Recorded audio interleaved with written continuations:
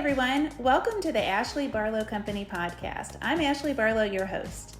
If you are a parent, a teacher, or someone who works at a school, or you're a community member, a volunteer, or a staff member at an organization that supports people with special education plans, a coach, a tutor, or even a grandparent, you're in the right place. Sit back with an ice cold glass of lemonade, put on your walking shoes and grab some headphones, roll down the windows and cruise. Ready, set, go. Educate, advocate, collaborate. Hello, Kayla. Thanks so much for joining us. This is fun. I'm excited to be here.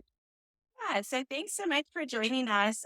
I normally just start off by having my guests introduce themselves for my audience. So give us a little background. Yeah. So, hi, I'm Kayla Coburn. I was a former para, former special education teacher, former education specialist, specifically working in the deafblind community. And after living in California all my life, me and my family moved last year to out of state. And once we did that, I couldn't bring my job with me. And with two new little children, I thought, what a great time to start a business. And so I started Inclusion Starts Now, which has been an Instagram account for probably years. It's been like 7 or 8 years probably, but it used to just be like I was a teacher and randomly posted things, and then I'd like stopped for a year, and then I'd do it again, and then I'd stop.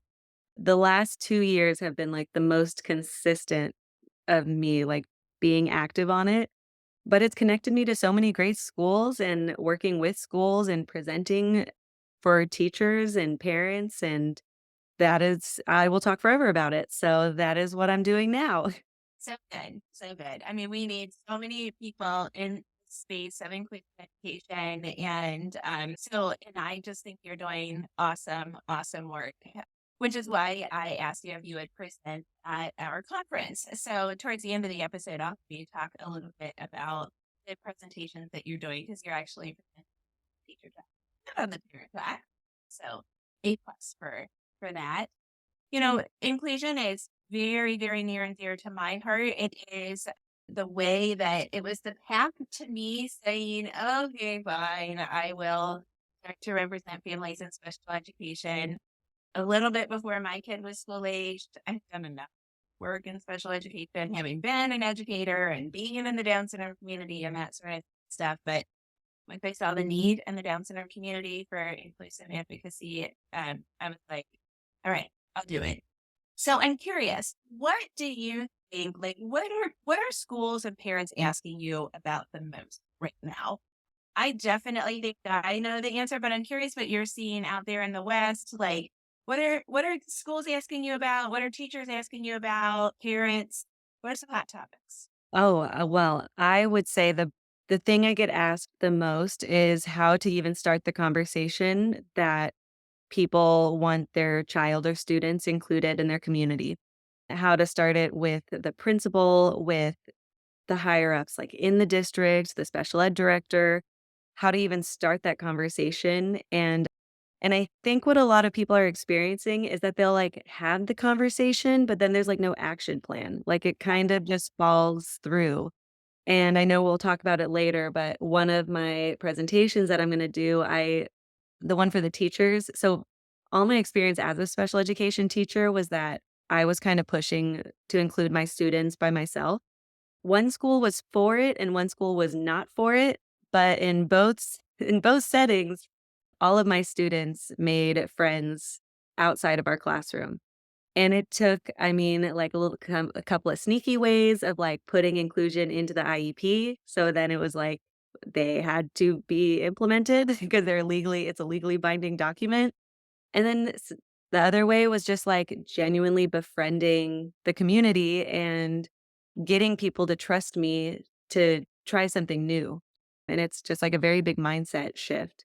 So, That both of those things. So on my book, I wrote sneaky ways and Yes. that thing. And I talked a lot about both of those. So, like, okay, what are some sneaky ways that you can get inclusion or inclusive opportunities into an IEP so that like the IEP team, let's say that it's just an adversarial thing where they're like, no, you're going to be educated over here in this room down the hall or across town or wherever. And then you get something in the IEP so that it has to be implemented. I just think like Yeah. they might not know it. They might not know what they're agreeing to. How do you do that? So I would put it as, like, in the IEP goals, I would put, like, we're doing this math goal with, like, peer support. And that would also take me having to, like, talk to the staff too to be like, we're not training the students without disabilities to, like, be the teacher. Like, that's not what it is. It is a peer support, like, all kids work together in classrooms. They do turn and talks, they do reading groups, like, we just want our children with disabilities included. Whoa, did I just get dark? Do you see that? Here, you did get dark and now it's snowing. I sign, so I do a lot of hand motions. Have you seen there's, like, all these new whenever I go to show it, it never does it, but they're, like, the new Apple stuff, like, it's Oh, it's Apple. Oh, that was yeah, finding that out oh my because gosh. I like people to feel like they're at my kitchen table. By the way, you probably did it. And I think that was really exciting because we had no idea what was happening. I've never seen the snow before. I've seen, like, hearts and balloons, and there's a whole bunch. So, We're just I know, just moving our hands around, seeing what we can get. Now everyone knows it's a green screen. So yes, the IEP goals, that is the biggest one that I really, like, slide them in. The other ways so especially when I was in elementary school on IEPs, I would put every student for the diploma track. And I know it, like, at my school, it wasn't really necessary for that, but I did it because I wanted every teacher after me to be like, "Oh, diploma," like, I kinda wanted them to be like, "Oh," like, if they have it in their head, then they're like, "Well, I guess that's what we're going for," and it kind of raises everyone's expectations. Um, that you're going to get a yeah, yeah. But episode. It's probably the one I refer to the most often. I think it's called getting more out of your IEP. And then I also talk about getting less out of IEP. So basically, like what I say in that sneaky arena is build the IEP in order. So also when you're talking about present levels, talk about the benefits of inclusion, get them in there. Like, is highly motivated by peer support. And then therefore you can build peer support in and part of the specially designed instruction model, part of some modifications and supplement aids and services. Like if you want peer support, build the case all the way through the IEP because that document builds upon itself. It goes in order essentially, right? I love that. That is such a great I cringe when the present levels or when the reports from other service providers is just, like, negative. They, like, don't have anything positive. It's like, I how about, like, for every one negative thing, there's, like, 3 positive things after that because it's too negative. I don't like it. And say that at my house. Like my kids get really rigid about stuff. The oldest is really rigid about it. Eats chicken with Old Bay seasoning, basically pull it up every single. And he's getting ready to go to college, and he's going to learn one thing to cook, and he's going to eat it every day for 8 years. And I think that's unacceptable. So yesterday he was like, I'm sorry. I hate it when people say no offense. Like, it's like this chicken. He said this chicken is buns. I mean, bad. Is that wow, is that, like, a term? Do we need to know that? Sometimes it's just him, and sometimes it is a term. So I'm not sure. He does kind of have his own language, but this chicken is bun, and I'm like, okay. And so I said, now you have to come. Like you just ripped my lunch. How about first of all, thanks for making me effort making my lunch and making me eat, Michelle Obama lunch. But also, like, now you have to tell me how great I look or something because you were just mean to me. And that's Yeah. criticism. And he was silly about it. But I agree. Like, if we spend too much time giving constructive criticism or even talking about areas of need, we also need to celebrate areas of relative strength or just wonderful things about humans. And we could go on and on about the wonderful things about every human in this. So, yeah. Yeah. So, okay. And then the trust piece, like, I can really go on and on about this. How to trust amongst the IEP team members help to promote inclusion? Oh man. I mean, it's everything. I don't really feel, I mean, obviously I only have one experience of getting my teaching credential, but I don't feel like working as a team or team building is something that's really focused on, just like in general. I don't think that's like a tool that people learn how to work as a team. And I think it's kind of interesting how like teachers and service providers and admin, like we're all in this like leadership role in our room. And then we all have to work together as 10 different leaders in a room with all of our specific background trying to work together, which can also be very intimidating for a parent who who probably doesn't have background of like any sort of special education other than their child. And and I think it's really hard to find a way to communicate to each other that's not rude, like finding ways to compromise in an IEP meeting.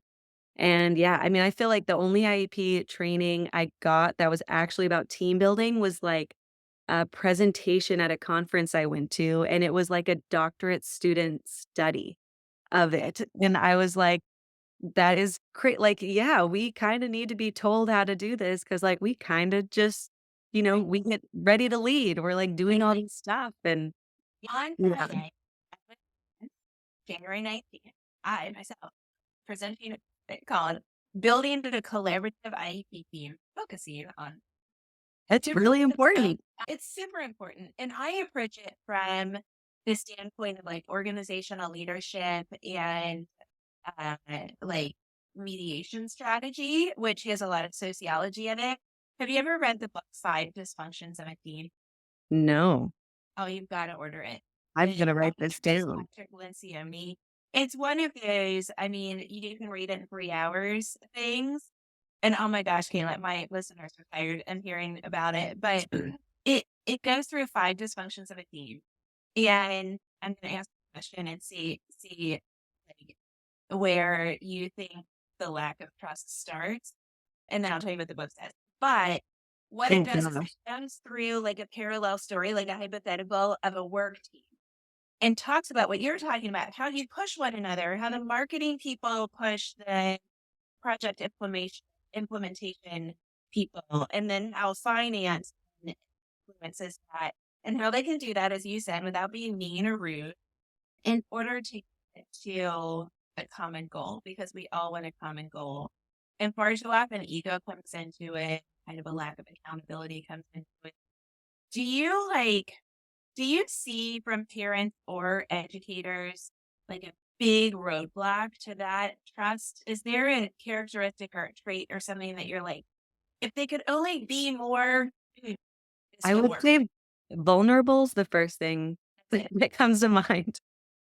I think, and like being wrong or like admitting that like you can rethink what the problem is or what the solution will be. And I think a lot of that falls on like whoever is leading the IEP meeting, that they're kind of the one that needs to like demonstrate. I mean, especially when it's like the person leading being like, oh, whoops, I messed that up. Or, oh, what's that acronym again? Or, saying something that like kind of just makes them human, but like still respectful.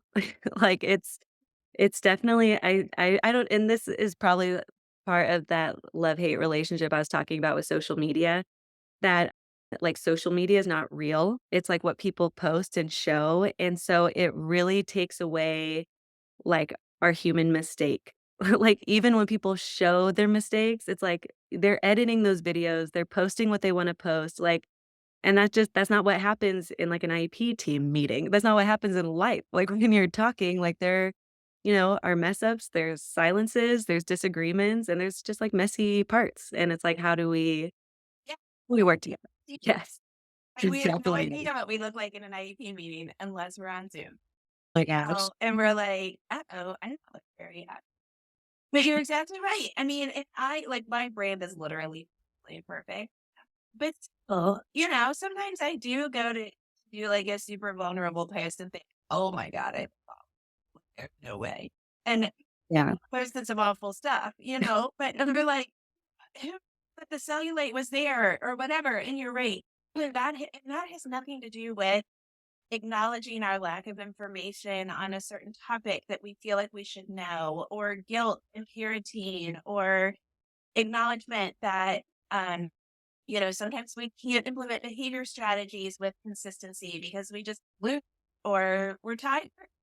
Yeah. There's a divorce situation brewing, or, there's so many different things that could impact us. And I don't think that parents need to I also think that can sometimes be a flaw, but a lack of vulnerability, I don't think I've ever seen that work out well.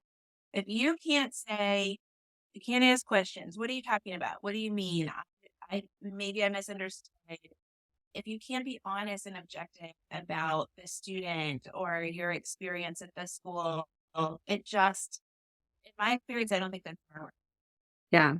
And one of my pet peeves is when someone makes you feel bad for asking a question. Like if you're like, "Oh, what does IEP stand for?" And they're like, "What? You don't know what that means?" And you're like, "No? You wanna tell me or just keep making me feel bad that I'm asking a question?"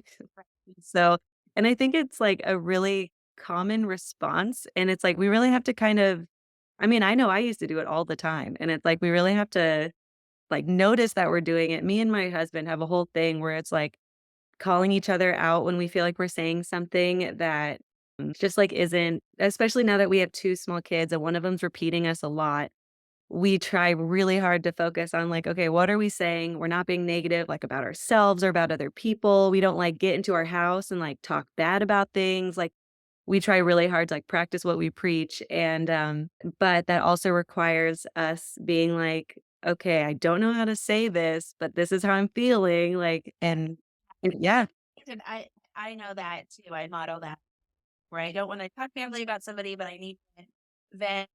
And also like spitball ideas about how to deal with an issue, and then you Yeah. can't. Yeah. Like how, you can be mad at something and really mad at someone, and then it's like, okay, but how am I gonna move on? And we have to We model that need to problem look at it. solving. Yeah. Yeah. Model that. Correct. Do you, but we have like mechanical school environment impediments to inclusion. Do you think that there are common impediments and things that get in the way of inclusion? Like the big one in preschool and potty training. They say, well, we can't help a child go to the restroom in this preschool. And yes, you and I roll our eyes. Yeah. It's things older grade levels. Okay, first with the whole potty training thing, what I like to say to people is that nobody is ever fully potty trained. Like I know adults who have accidentally wet the bed who don't have a disability, but they like, it drives me crazy when people connect like potty training to a disability as like, yeah, I felt like I was trying so hard not to roll my eyes and I still did it. Okay, this is funny. This goes along the lines of vulnerabilities. It's worth it for all of the like 30 and 40 things that are listening to this. I'm 45. I think I know because people tell me that I have this like auspice of having it all together and nothing is further. Like I acknowledge that I accomplish a lot, but I mean the balls are all getting dirty, right? And the car is messy and like, and so my one friend is always like build me up, but he's just really he's like a big, you know. And they were over the other night, and I was talking about how, have you ever seen me on a walk and I'm like ear quote tying my shoe? I'm probably teeing it something. He was like, he thinks I'm perfect. And I mean, when I gotta go at my friend's house, like I will totally bust in somebody's house and be like, ah. And if it's before 9, their doors are unlocked. But if I'm 6 doors away from somebody I know, or if I'm like, I'm gonna get to their front door and that's coming up, I just gotta sit down. I gotta go. I wear black pants to walk in. And so it was a funny thing, but it's also vulnerable. Yeah. What else I'm supposed to do? Yeah. I have to go to the bathroom. You have to show you want to go. Oh, that's unrelated. I love that. Liquid consumption is unrelated. Anyway, that's sexual education. We never talked about wetting their pants, adults wetting their pants, but I agree with you that nobody is ever fully body trained. Yeah. And is that not like the epitome of everything that Like, if you want to find an excuse, you can find an excuse. But let's come back to talking about the person and the reason that this is better learning model for all of human Yeah. with exception. Well, I do feel, like to your question of like what is happening at schools that's like stopping inclusive practices. Um, I mean, and I think I just posted a reel about this the other day where it's like, you can't just like put students with disabilities into classrooms, especially if those children like might have dysregulated behaviors or different ways of communicating or like, what they need frequent breaks. Like you need to train like the staff. You need to make sure that there's enough support staff in the classroom. I mean, there needs to be like expectations, clear expectations for everybody. And I'm actually going into a school today and talking with them about how kind of talking about like the universal design of learning and how to make sure all the students are able to access the activity. And we're talking about like, your personal expectations of like what writing is. Like, you might want them to write 3 paragraphs, but like that's not the goal. That's not a standard. And that's, like what's the goal for the student and like how can we get them there as independently as possible? And it's again, it's like that mind shift. I feel like a lot of inclusion is just like people have this thought in their head and they just get really stuck in it and they like can't seem to, rethink what teaching should look like rethink what the activity should look like and like be okay that it's going to look different for everyone.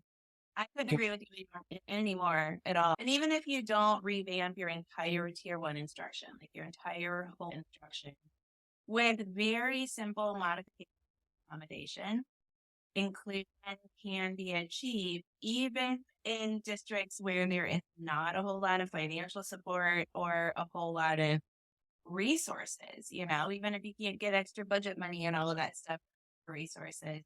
So, well, yeah, I I think that is really, really beautiful. I wait to hear your presentations weekend at our conference. Why don't you tell everybody just quickly before you give your little preview, our special education and advocacy conference is on Friday, January 19th and the 20th. Kayla has 2 presentations on January 20th. Tickets will be available for on-demand viewing even after the conference, but you get one free live presentation per hour if you attend live on the 20th. So, Kayla, why don't you tell us what you're talking about? Yes. Okay. Well, so for the teacher presentation, the title is How to Get Inclusion at a School That Isn't Practicing Inclusion. And I have recently, this has kind of been like, I feel like I keep doing this presentation in like slightly different ways every time because most of my experience as a special education teacher was me being in my self contained classroom and trying to encourage a school to include my students with their community. And I don't think I really noticed that I was doing these kinds of tips as the teacher until I started trying to figure out how to present. And then I was, of course I came up with like an acronym of a way of ways that like I was able to encourage inclusion. And I just started figuring out kind of tip that I was doing. And so I've like put them all together into this presentation. I don't know if you want me to talk about any of the tips. We kind of No, did. it's great. Yeah, we Okay. keep people wanting more. Yes. Because the IEP is definitely one of them. That's a huge one that I talk about. And then the other one is for caregivers, and it's how to advocate for inclusion with my child. And so another sneaky thing that I did as a teacher was that I would talk to parents like off the record. Because as a teacher, you're like kind of that neutral party. You're like for the district and you're for the parents and like and it was really hard for me sometimes when I would see like districts kind of bully the parents into thinking that like this was the specific, practice that their child needed. And so I would talk to parents and you know, not through email, not through texting. There was no proof that we communicated other than me possibly admitting, but now, but I would just tell them like, if this is what you want, like legally, I would explain like like the procedural safeguards. I used to have like a little summary handout that I would give to them that was like, the IEP is for your student or your child. Like, we are all here to work together for your child. If you don't agree with something, you don't have to sign the IEP. This is what happens when you don't sign the IEP. Like, we can't implement the new practices, but you can also not sign a portion of the IEP. You're like, if you really want this, like, you're the advocate for your child. Like, I can't like make the district, you know, there's only so much that I could persuade the district to do. Well, you're one person on the team, and unfortunately, I mean, right, teachers and other team members need their jobs and like their jobs, and so Yeah. you're walking the fine line between your employment and what you're comfortable with, and that you've been told to say, and also serving the student and what you think is right, and that's humanity. Yeah. Yeah, we need more people that are willing to buck the system like that. That's really great. My mom famously said in a situation first grade, well, she got first, third, and fifth kindergarten actually first. So Kay went. A principal said, "I might have to call our attorney." And my dad's an attorney. I'm not afraid of attorneys. I sleep. She did not mean it to be dirty, but she knew that there was a double entendre, and I think her principal was like, it just didn't raise. Yeah. Yeah. I also kind of recommend for teachers to wait for them to be tenured before you start like really fighting the system. Cause yeah, I did not get hired back at my second job or my second teaching job because I was like, I went in really hot after 4 years of, like, building this beautiful, like, inclusive community. The PTA thought about my students, like, all of the students with disabilities were, like, in classrooms. We still had our own classrooms. That was just, like that was, like, kind of on the district that we couldn't change that, but, like, all students were practicing inclusion.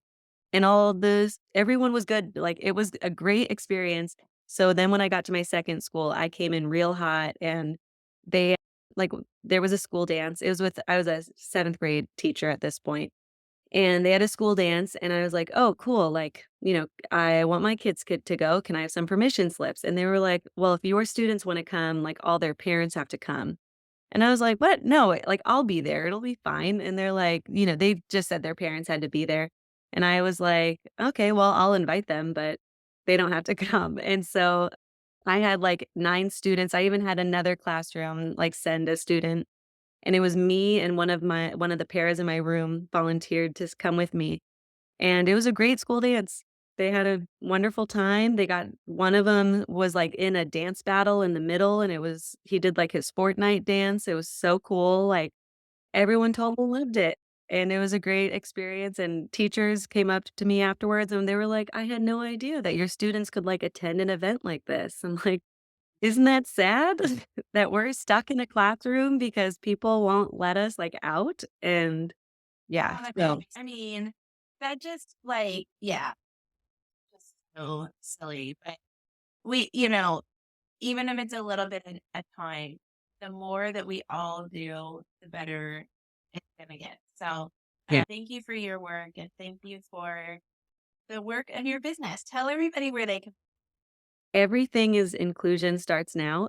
So, my website's inclusionstartsnow.com, Instagram, Facebook, TikTok, YouTube, all of it. Inclusion starts now. I think that's pretty much everywhere that I'm at. It's a lot, but Instagram's the most. That's where, like, I focus on it. All the other ones are like, "Oh, yeah, I have a video, I'll post it there," or something. Wonderful. Thanks so much for joining us, Kayla. Yeah, thanks for having me.